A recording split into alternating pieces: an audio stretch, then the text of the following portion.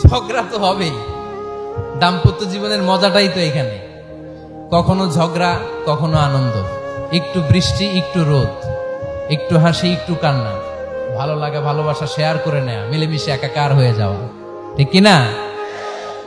তো আল্লাহর হাবিব সাল্লাল্লাহু আলাইহি ইসলামের সাথে আম্মা জান আয়েশার ঝগড়া হতো। তো একদিন ঝগড়া হয়ে দুইজন রেগে আছে। খবরদার দুইজন রেগে থাকবেন না, আবার একজন রাগলে আরেকজন থেমে যাবেন, কারণ এই ছোট্ট ঝগড়া থেকে এটা অনেক সময় বিচ্ছেদের দিকে গড়ায়। আমার প্রিয় ফরিদপুরবাসী, ভাবি রেগে গেলে আপনি রাগেন না, ওই দিন আপনি একটু ঠান্ডা থাকেন। আবার আপনি রেগে গেলে, আমার মাইকের আওয়াজ যদি ভাবিরা শুনেন, আপনারা রেগে যায় না, একটু ঠান্ডা থাকেন।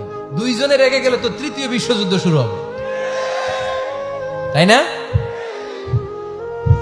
একজন রেগে গেলে আরেকজন ঠান্ডা, কারণ এই সামান্য ঝগড়া থেকে ইগোর কারণে এটা বিচ্ছেদ আর ডিভোর্স পর্যন্ত গড়ায়।